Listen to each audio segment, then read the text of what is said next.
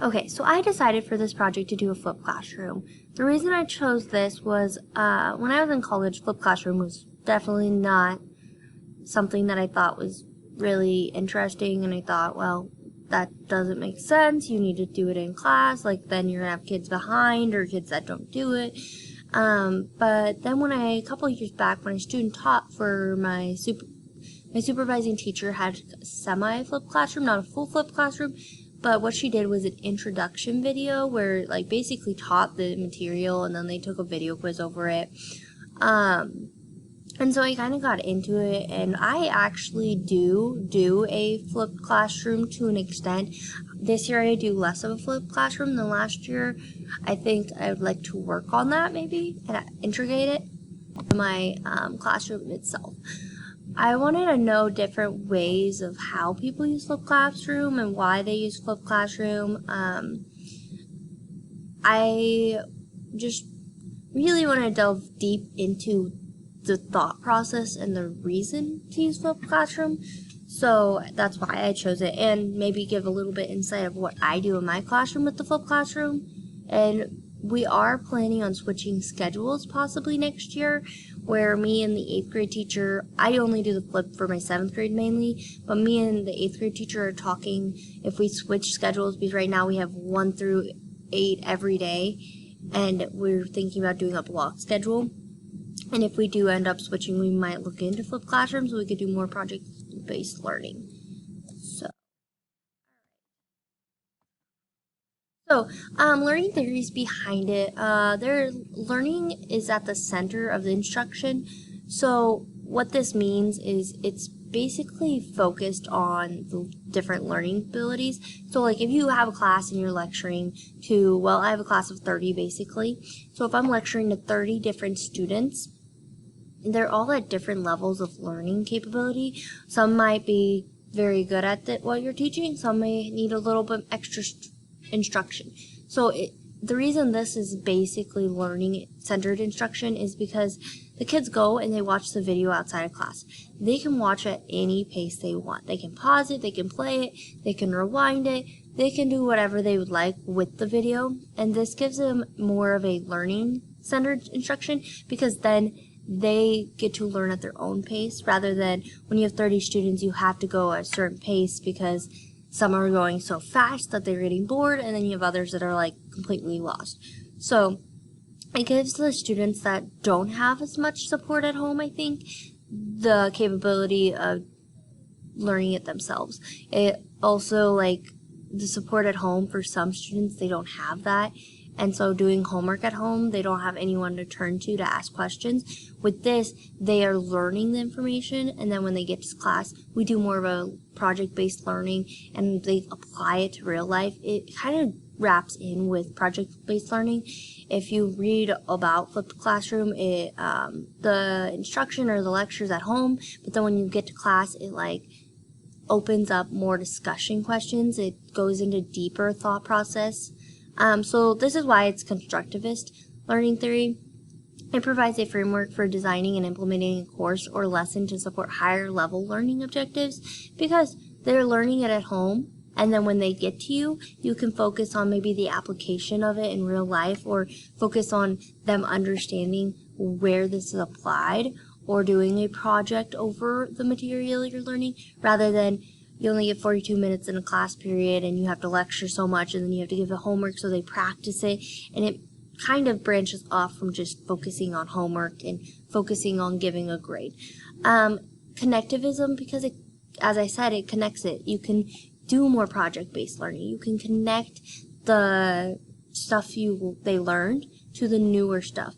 Also, this gives them they have different videos. You might give them a video to watch, and if they struggle, this promotes them going out and discovering more about the lesson. Maybe you taught it this way in your video, and they Google it and they find a whole different way that you've really never seen. I've had a couple students come up to me and be like, can I do this way? Because I found this video that does it this way. And so it's really neat watching that happen. Okay, so out of the book, they talk about mathematics teaching practices in the Principles to Action book.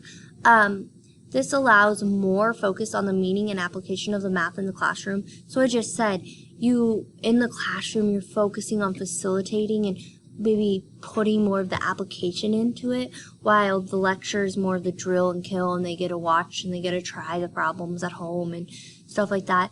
This allows students to work at their own pace to an extent because, as I said, play the video, pause the video. This teaching focused on the problem-solving portion of math rather than the drill and kill. So in the classroom, you're not focused on basically 2 plus 2, you're focused on maybe if you have 2 bananas and then they add 2 more, how many more do you have, or harder problems. But in the sense, it focuses on the problem-solving portion rather than just the drill and kill. It constructs a viable argument and critiques works of others. So it allows the students to work together in small groups more than in a regular classroom where the teacher lectures. It allows the students to, you could do more group activities where they can this is where you went wrong, and they can find the problem between their group or their partner. Model with math. So mathematics, you could have them model. They can figure out real world problems. One of the articles I read while looking into Flipped Classroom, they had students for their Flipped Classroom is when they got to class, they had to make their own flipped video basically over the topic, which would be really cool because then they are modeling the material and they are describing it in their own words, which helps them get a deeper understanding of the math behind it.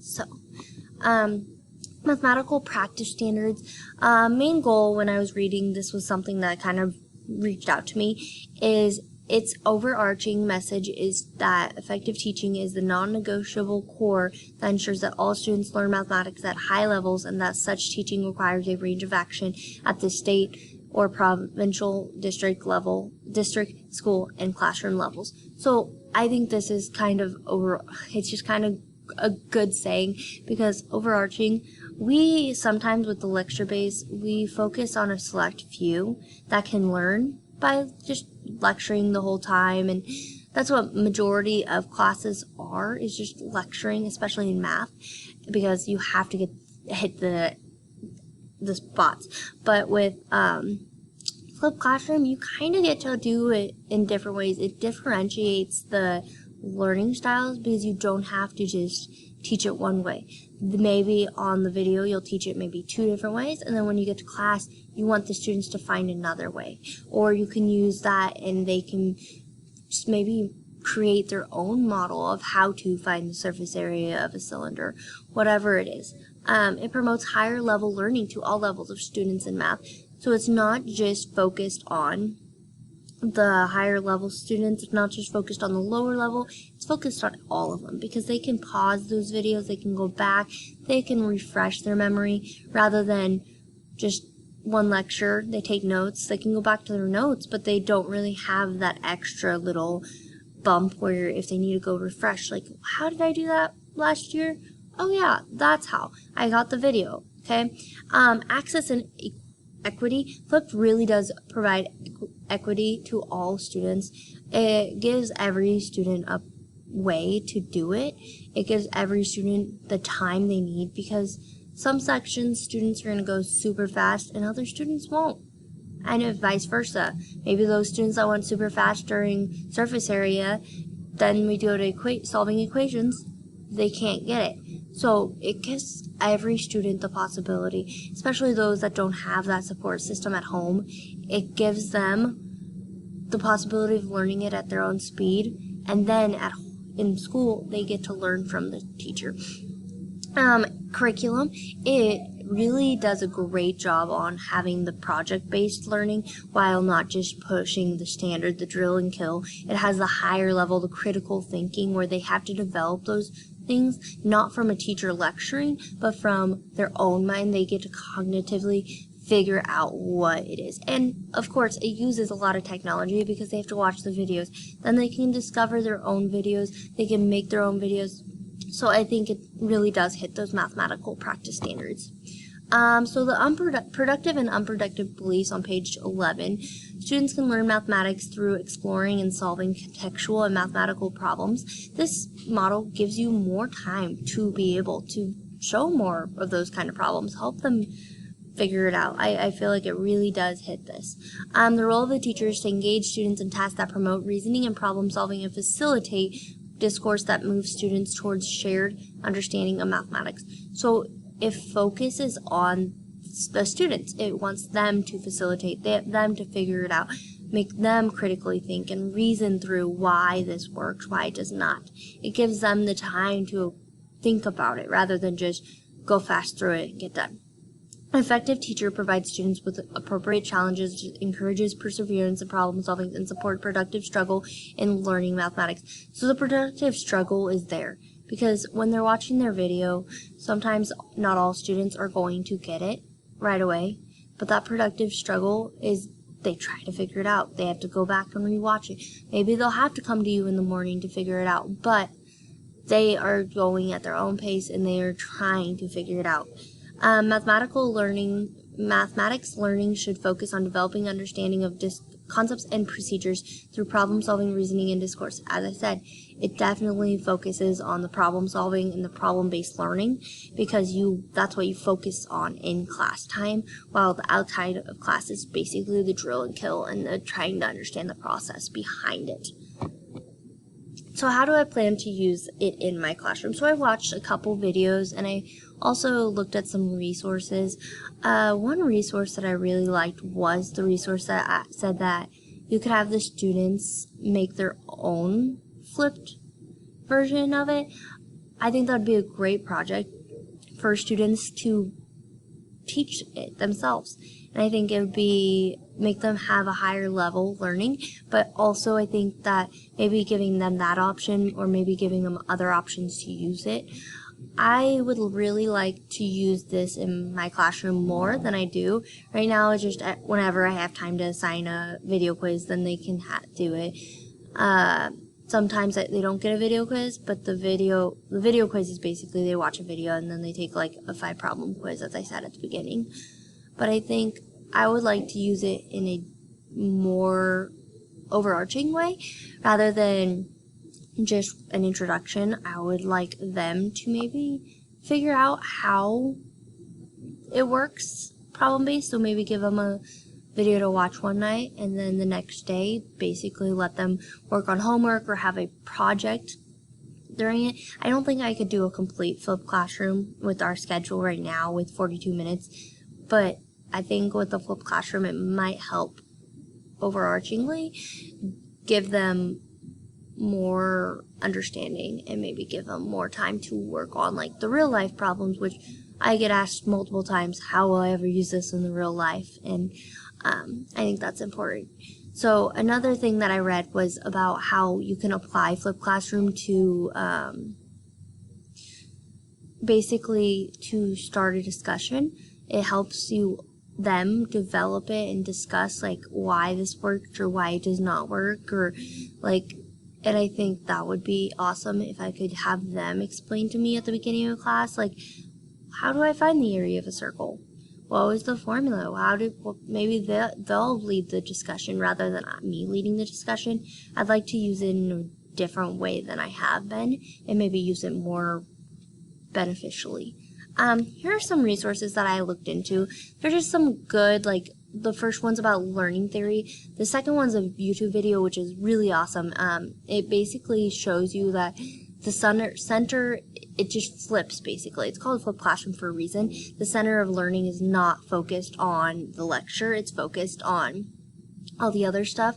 The third one is just how you can implement it, like what, why, and how.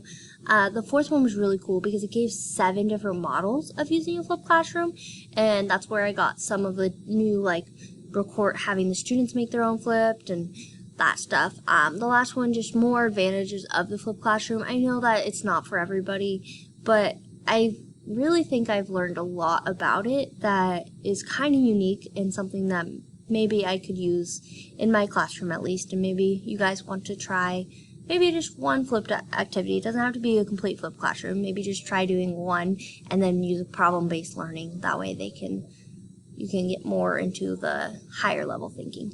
Thank you.